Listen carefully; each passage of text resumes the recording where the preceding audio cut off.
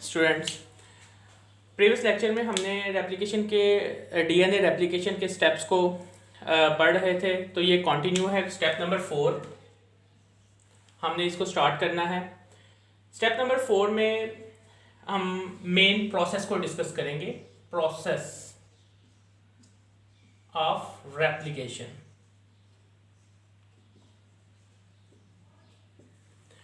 Process of replication को हमने diagrammatically understand करना है।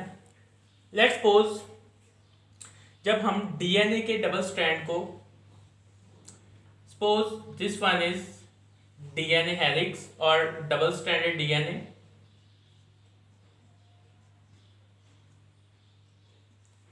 this will is 3rd prime, this will 5, this will 5, this will 3rd।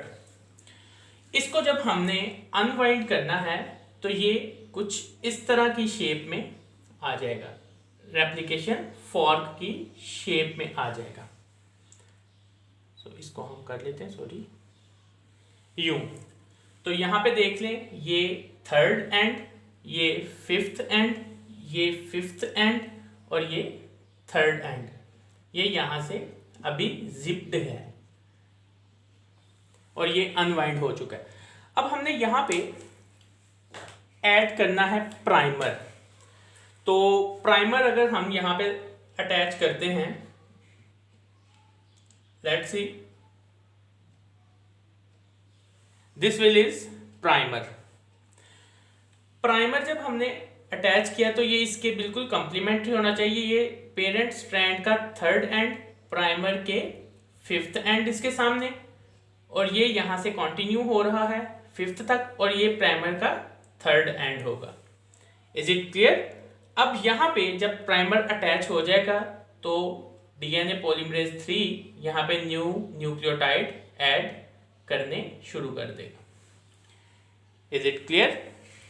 Next हम इस डायरेक्शन में आते हैं। यहाँ पे हम प्राइमर को ऐड करते हैं। ये 5th एंड है पेरेंट स्ट्रैंड का, यहाँ पे प्राइमर का 3rd एंड, यहाँ पे 5th एंड। तो अगर हम न्यूक्लियोटाइड ऐड करेंगे, हमने पहले बात की थी प्रीवियस लेक्चर में कि न्यूक्लियोटाइड हमेशा 3rd एंड पे ऐड होंगे। तो यहाँ पे अगर हम न्यूक्लियोटाइड ऐड करेंगे, ये तो स्ट्रैंड से बाहर जा रहे हैं, तो प्राइमर की ये अटैचमेंट की डायरेक्शन इज रॉन्ग। सो हम प्राइमर को इस डायरेक्शन में ऐड करेंगे, लाइक दिस। सपोज ये 5th और यहाँ तक हम इसको स्ट्रैंड को कर लेते हैं 3rd, और प्राइमर का यहाँ पे 3rd से 5th एंड और ये 3rd। अब यहाँ से इसके न्यू न्यूक्लियोटाइड ऐड होने शुरू हो जाएंगे। अंडरस्टैंड? ये प्राइमर हमने अटैच कर लिया। अब हम इसको कंटिन्यू अनवाइंड करते हैं। नेक्स्ट स्टेप में इसको रिमूव करने के बाद हम देखते हैं इसको मजीद कंटिन्यू कैसे करते हैं। ये हमारे पास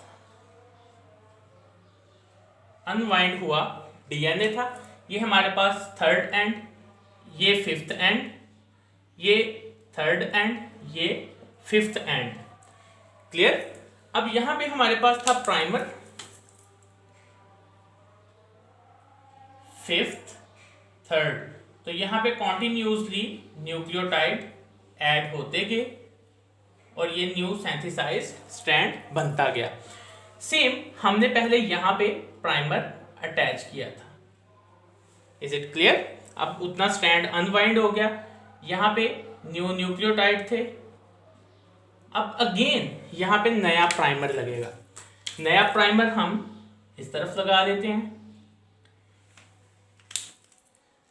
क्योंकि ये 3rd था और ये 5th एंड है।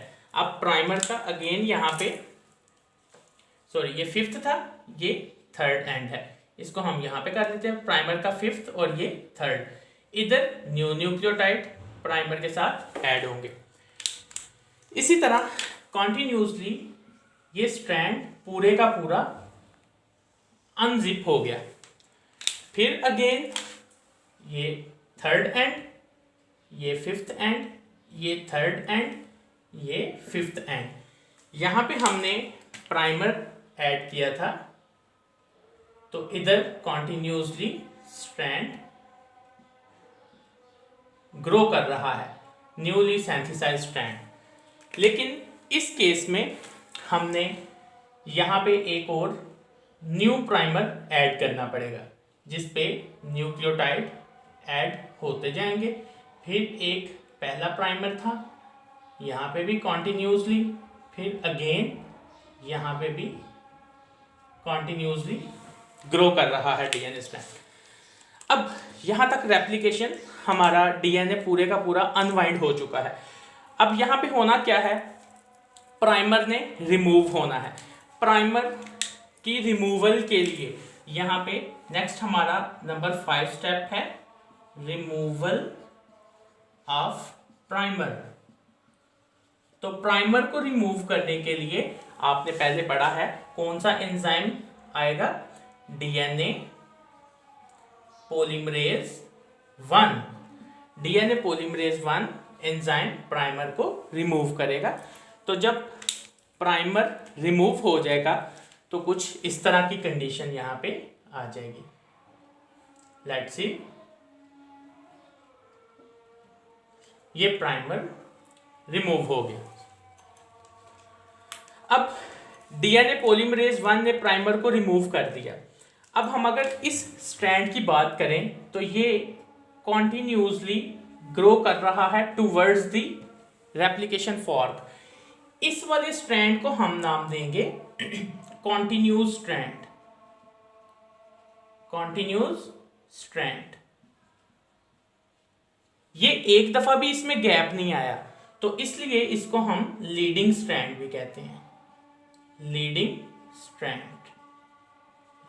जबकि यहां पे ये स्ट्रैंड जो है न्यूली ग्रोइंग स्ट्रैंड, ये ग्रो कर रहा है away from the replication fork, तो हम इस स्ट्रैंड को बोलेंगे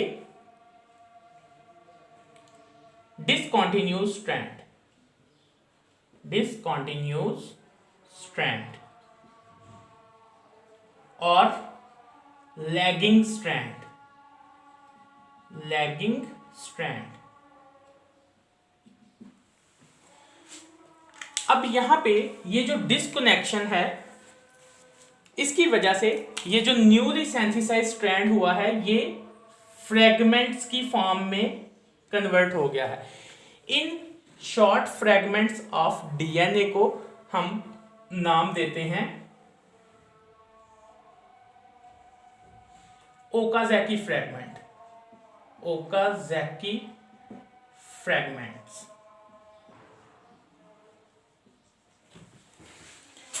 इन स्मॉल फ्रैगमेंट्स को, शॉर्ट फ्रैगमेंट्स को हम ओकाज़की फ्रैगमेंट्स कहते हैं। अब नंबर 5 था, नंबर 6 पे, नंबर 6 स्टेप में हमारे पास आएगा proof reading step, proof reading. तो ये प्रूफ रीडिंग कौन करेगा, डीएनए पॉलीमरेज 2। डीएनए पॉलीमरेज 2 जब प्रूफ रीड करेगा तो उसे यहां पे मिसमैच यानी डिस्कनेक्शन जो नजर आएगा उसके अंदर ये दोबारा से नए न्यूक्लियोटाइड फिल कर देगा। सेम लाइक दिस, ये न्यू न्यूक्लियोटाइड उसने ऐड कर दिए।